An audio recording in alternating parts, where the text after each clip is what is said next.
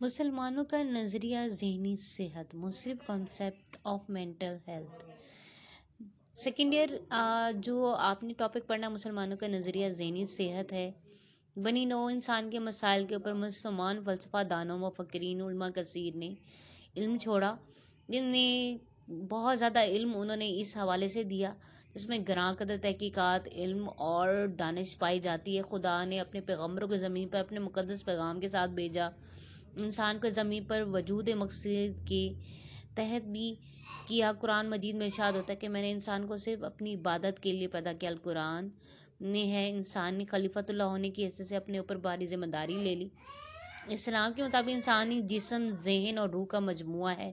انسان شخصیت کی 3 جہتیں ہیں: جسمانی، سماجی، روحانی۔ انسان خلیفۃ اللہ ہونے کی حیثیت سے اپنے خالق کا حکم مانتا ہے۔ روح انسانی شخصیت کا سب سے اہم حصہ ہے۔ سچی خوشی، اطمینان اور سکون کا راز روحانی پاکیزگی میں پوشیدہ ہے۔ ذہنی صحت مسلمانوں کے نزدیک خدا سے نزدیکی اور ذہنی بیماری خدا سے دوری میں ہے۔ آپ دیکھتے ہیں کہ جب ہم اللہ تعالیٰ کے احکامات پوری طریقے سے کر رہے ہوتے ہیں تو ہمیں سکون ملتا ہے، پاکیزگی ملتی ہے، لیکن جیسے ہی ہم اللہ تعالیٰ سے دور ہوتے ہیں تو ہر بیماری، چاہے وہ ذہنی بیماری کیوں نہ ہو، جو فزیکل ایلیمنٹس بھی اس میں شامل ہو جاتے ہیں۔ ذہنی صحت کا حتمی دار و مدار خدا سے نزدیکی ہے، روحانی بالادگی اور فطرت کے ساتھ ہم آہنگی میں ہے۔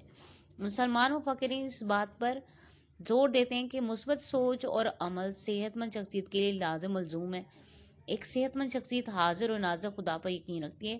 ہمارا ایمان ہے کہ ہم اللہ تعالیٰ پر جو ہے وہ یقین رکھتے ہیں، اور ان کی ذات پر راسخ یقین جو ہے مسلمانوں کو واضح طور پر صحت مند بھی رکھتا ہے۔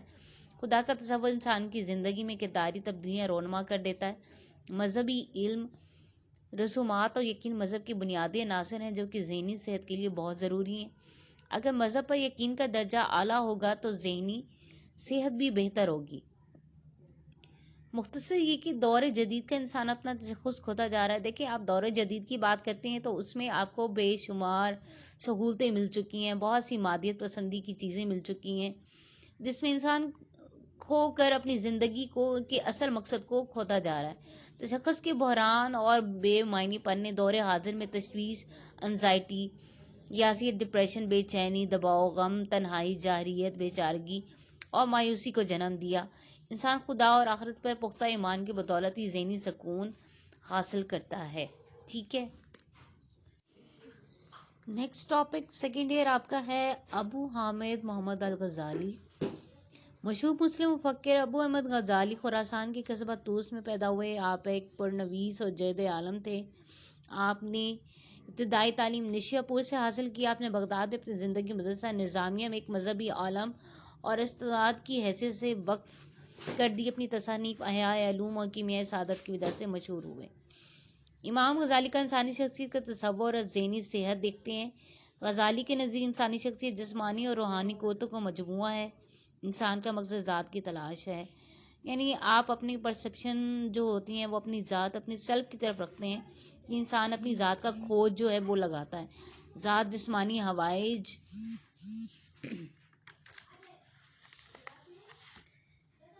کی تکمیل کے لیے حسی اور حرکی تحریکات کا سہارا لیتی ہے۔ جسمانی قوتیں بھوک، غصہ فرد کی جسمانی ضروریات کی تکمیل میں مددگار ثابت ہوتا ہے۔ بھوک اور غصے کے نتیجے میں تحریک فرد کو اس کے جسم کو اس قابل بناتی ہے کہ وہ جسمانی فعلیت کو سر انجام دے پائے۔ آپ دیکھتے ہیں کہ جب آپ اگریسو ہوتے ہیں، بھوک لگتی ہے تو آپ اگریسو ہو جاتے ہیں اور اس چیز کو پانے کی کوشش کرتے ہیں، اور جب تک آپ اس کو پا نہیں لیتے آپ کو چین نہیں ملتا۔ انسانوں میں ادراکی اہلیت اندرونی اور بیرونی حصت پر مشتمل ہے، حساسیات پر مشتمل ہے۔ انسانوں میں بہت اعلیٰ درجے کی ہیں اندرونی حساسیات، تفکر و تخیل، حافظہ پر مشتمل ہے۔ بیرونی حس، مصری حس، سمعی، لمسی اور شامی حساسیات پر مبنی ہے۔ انسانی کردار انسانی دماغ کے مختلف حصوں کے ساتھ وابستہ ہے۔ دماغ میں ہر انسانی فعل کو ضابطہ میں لانے کے لیے مخصوص علاقے، مثلا حافظے کا تعلق عقبی فص کے ساتھ، جبکہ تخیل کا جبی فص کے ساتھ اور رد عمل کی طاقت کا درمیانی فص کے ساتھ مربوط ہے۔ ہمارا ذہن دماغ کا تفاعل یعنی فنکشن ہے۔ یہ تمام قوتیں انسان کو کنٹرول کرنے اور چلانے کے لیے اہم ہیں، لیکن ذات یعنی قلب یعنی دل ان قوتوں پر حاوی ہے۔ صحت مند شخصیت کی تشکیل کے لیے ابتدائی بچپن، خاندان، ہمجولی، جو دوست احباب ہیں، وہ سب اہم کردار ادا کرتے ہیں۔ غزالی کے نزدیک مجرمانہ کردار والدین اور معاشرے کی غلط تربیت کا نتیجہ ہوتے ہیں۔ فرد کے اندر مثبت اور منفی قوتیں موجود ہوتی ہیں۔ مثبت قوتیں فرد کو صحت کی جانب، جبکہ منفی قوتیں ذہنی بیماری کی طرف لے کے جاتی ہیں۔ اگر آپ غلط کمپنی کا شکار ہو جاتے ہیں تو یقیناً آپ کو ذہنی بیماریوں کی طرف لے کے جاتی ہیں۔ اس میں ڈپریشن، انزائٹی اور اسکیزوفرینیا یہ سب اسی میں آ جاتی ہیں، کیونکہ آپ کی کمپنی جو ہوتی ہے وہ اچھی نہیں ہوتی، جو کہ پازیٹیو نہیں ہوتی۔ ذہنی صحت خدا سے نزدیکی اور ذہنی بیماری خدا سے دوری ہے۔ علم کی دو اقسام ہیں، پہلا مادی اور دوسرا روحانی۔ روحانی علم اعلیٰ قسم کا علم ہے، مادی ادنا علم ہے، جو کہ کم تر ہوتا ہے کیونکہ دنیاوی علم ہے۔ غزالی کی نزدیک پیغمبر اعلیٰ ترین ہستی ہیں جو خدا سے الہامی علم حاصل کرتی ہیں۔ ان کا حتمی مقصد خدا کی پہچان ہے۔ ذات ہی وہ قوت ہے جو خدا تک پہنچاتی ہے، اور ذات کے ذریعے ہی خود آگاہی سے خدا آگاہی ہوتی ہے۔ یعنی جب آپ اپنی ذات کے بارے میں جانتے ہیں، اپنی تخلیق کے بارے میں جانتے ہیں، تو آپ کا تعلق تو خدا سے جو ہے وہ ہو جاتا ہے۔ اس کے علاوہ جہالت ایک ذہنی مرض ہے، علم صحت ہے، خدا کی ذات کا علم اعلیٰ ترین ہے۔ ذات اور اس کی قوتوں کا علم ذات باری تعالیٰ کے تلاش کے لیے انتہائی ضروری ہے۔ غزالی نے بیماری کو دو حصوں میں تقسیم کیا، جسمانی فزیکل امراض اور تفعالی امراض۔ جسمانی خرابیاں جو کہ جسم کا کام ہے، ان کا کام آسانی کے ساتھ ہم علاج کر سکتے ہیں، جبکہ تفعالی امراض جہالت کا نتیجہ ہوتے ہیں۔ ذہنی بیماری کی سب سے بڑی وجہ خدا سے دوری ہے۔ غزالی نے تفعالی امراض کی کئی مثالیں دی، مثلا العمل، وہ جو عمل خاص عمل کیا جاتا ہے، جادو ٹونے کا عمل کیا جاتا ہے، ایک تفعالی مرض ہے جو کہ شک کی وجہ سے پیدا ہوتا ہے۔ بغض رکھنا کسی کے بارے میں ایک تفعالی مرض ہے جو کہ دولت، طاقت اور رتبے کی وجہ سے پیدا ہوتا ہے۔ جہل ایک اور روحانی مرض ہے جو جہالت کی وجہ سے پیدا ہوتا ہے، بزدلی کی وجہ سے۔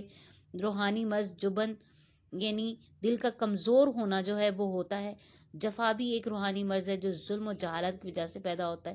اس طرح ہوس روحانی مرض ہے جو زندگی کی مادی اشیاء سے بے پناہ لگاؤ کی وجہ سے پیدا ہوتا ہے۔ اس طرح سے ایک تفعالی مرض ہے جو کہ وسوسہ کی وجہ سے پیدا ہوتا ہے۔ حسد بھی ایک روحانی مرض ہے، اور طمع یعنی ہرس بھی ایک روحانی تفعالی مرض ہے۔ غزالی کے نزدیک تفعالی اور روحانی امراض بہت شدید ہوتے ہیں۔ حقیقت یہ کہ فرد منفی قوتوں کو جد و جہد کے ذریعے مغلوب یعنی اس پر غالب آ سکتا ہے۔ تفعالی روحانی امراض کو اللہ تعالیٰ کا شکر بجا کر دور کیا جا سکتا ہے۔ اس میں آپ توکل کر سکتے ہیں، اللہ پر سلوک اور عرفان کے مدارج علاج بذریعہ ضد کے ذریعے حاصل کیے جا سکتے ہیں۔ علاج بذریعہ ضد کے معنی اخلاق حسنہ کا پیدا ہونا، اخلاق رذیلہ کا شخصیت سے خاتمہ کرنا ہے، یعنی کہ آپ اچھے اخلاق کے ذریعے اپنے آپ کو اچھائی کی طرف لے کے جا سکتے ہیں اور برائی سے دور ہو سکتے ہیں۔